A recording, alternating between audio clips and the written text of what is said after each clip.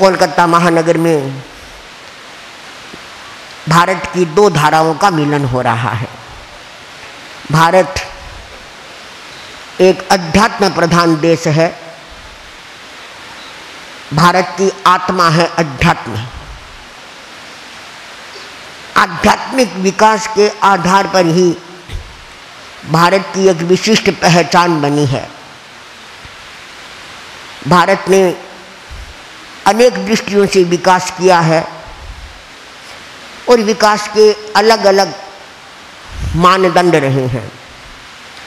सड़क, बांध, बिजली परियोजना, रोबोट, कंप्यूटर, औद्योगिक प्रतिष्ठान, इन सब से विकास का अंकन किया जाता है, पर यह विकास के एकमात्र सूचक नहीं है। इसी तरह सैन्य बल, शस्त्र बल और संख्या बल को भी विकास के साथ जोड़ा जा सकता है, लेकिन ये भी विकास के सर्वांगीण विकास के प्रतीक नहीं है। किसी भी राष्ट्र का या संगठन का विकास या उसकी सबसे बड़ी शक्ति होती है उसका चरित्र बल।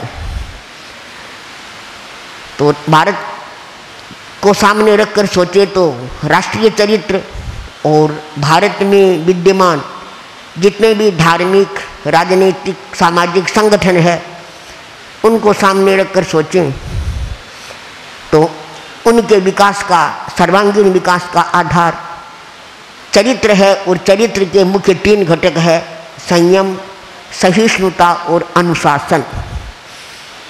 अनुशासन के दो रूप है, आत्मगत अनुशासन और नियंता का अनुशासन।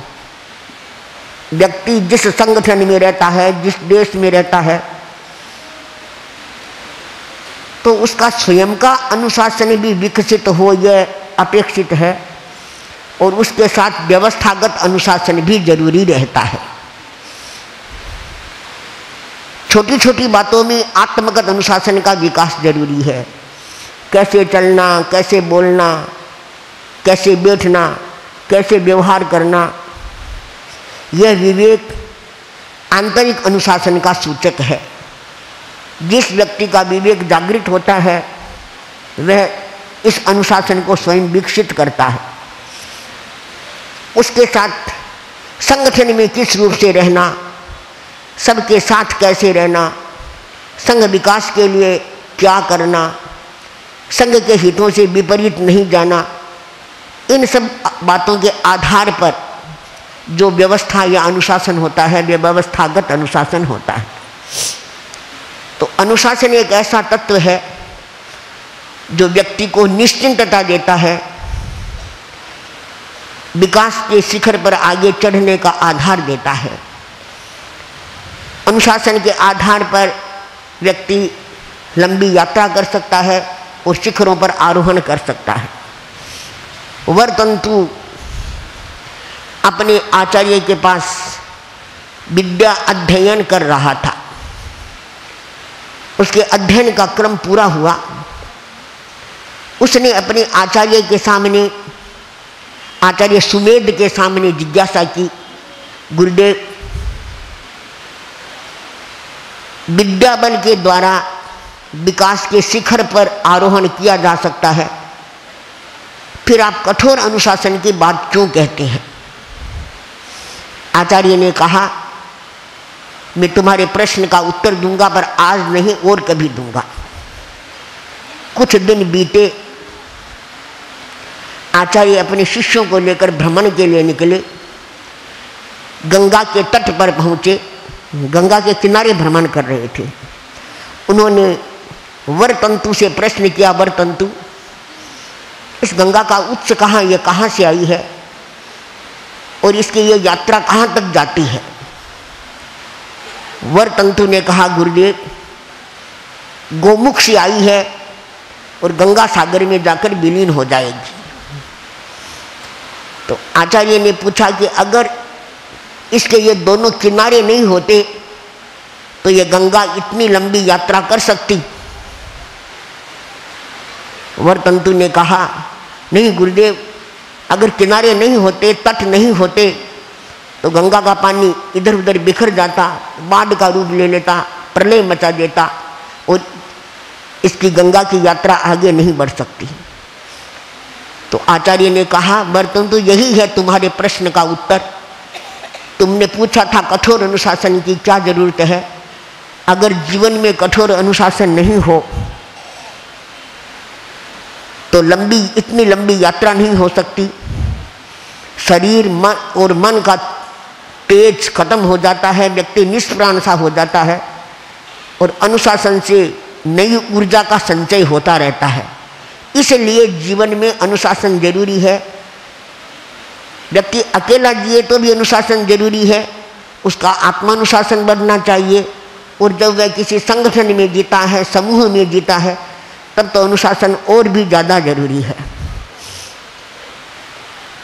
अनुशासन से जो जीवन जीता है वह अनेक प्रकार के कष्टों से मुक्त हो जाता है। आध्यात्मिक ग्रंथों में एक शब्द आता है योग। तो योग के संदर्भ में अष्टांग योग की चर्चा है। यह अष्टांग योग भी अनुशासन का प्रतीक है। ऐसा माना जाता है कि योग व्यक्ति के दुखों को दूर कर देता है।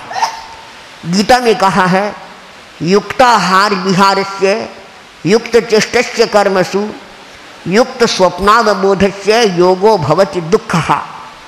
जिस व्यक्ति का आहार विहार अनुशासित होता है, जिसकी सारी क्रियाएं अनुशासित होती है, जिसका सोना और जागरण भी अनुशासन के अंतर्गत होता है, उस व्यक्ति का योग उसके दुखों का हरण करने वाला होता है। तो एक व्यक्ति के लिए भी यही बात है, और जहाँ समुदाय की बात है, संगठन की बात है, वहाँ तो अनुशासन और मर्यादा बहुत जरूरी है। हमारे सामने दो संगठन है, एक और तेरापंथ धर्म संघ है, दूसरी ओर राष्ट्रीय स्वयं सेवक संघ है। वो जहाँ तक मैं जानती हूँ, इन दोनों ही संगठनों में अनुशासन का बहुत महत्व है। दोनों अनुशासन के आधार पर चलते हैं। तेरापंथ धर्म संघ में एक आचार्य का अनुशासन रहता है और आचार्य द्वारा स्थापित मर्यादाएं, व्यवस्थाएं संघ के प्रत्येक सदस्य के लिए मान्य होती है। और छोटी मर्यादा का अतिक्रमण भी कभी कभी व्यक्ति को संकट में डाल देता है। बात पुराने जमाने की है। संतों का एक समूह छोटे छोटे गांवों में विहार कर रहा था। मुनि श्री स्वरूपचंद जी स्वामी उस वर्ग के मुखिया थे। गांव में पानी पर्याप्त मात्रा में उपलब्ध नहीं हुआ, पानी कम था, गर्मी का मौसम था।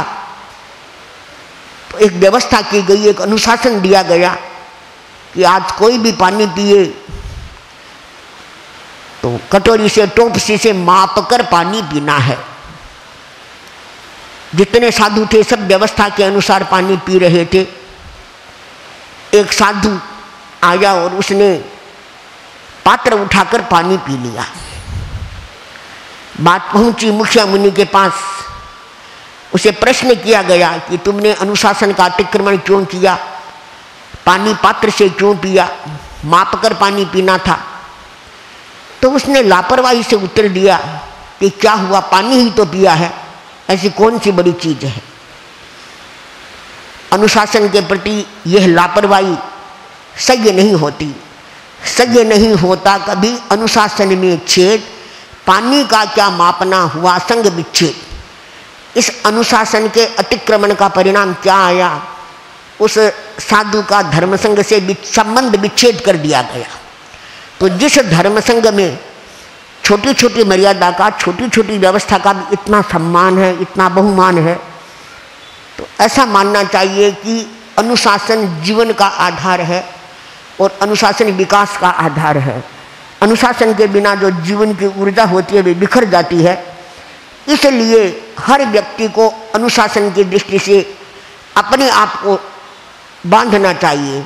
और तेरापंथ धर्म संघ के लिए तो यह कहा जा सकता है कि अनुशासन का उदाहरण है, द्रुत गति से बढ़ रहा चरण है, असहायों का सहज शरण है, युग आस्था का सरल संस्करण, प्रगति शिखर सोपान। तेरापंथ धर्म संघ में जितना विकास हुआ है एक आचार्य के नेतृत्व में, एक आचार्य के अनुशासन में टेरापन धर्म संघ ने ऊंचाइयों की दृष्टि से कई क्षितिजों को खोला है, कई क्षितिज उन्मुक्त किए हैं। तो उन सब का मूलभूत तत्व है अनुशासन, मर्यादा, व्यवस्था। तो इसलिए आवश्यक है कि मानव जीवन में, समाज में और राष्ट्र में भी अनुशासन के ये संस्कार विकसित हो, जिससे समाज व्यवस्थित चले, संगठन व्यवस्थित चले और राष्ट्र के विकास की जो अवधारणा है वह अवधारणा भी और अधिक पुष्ट होती हुई मानव के विकास का आधार बने।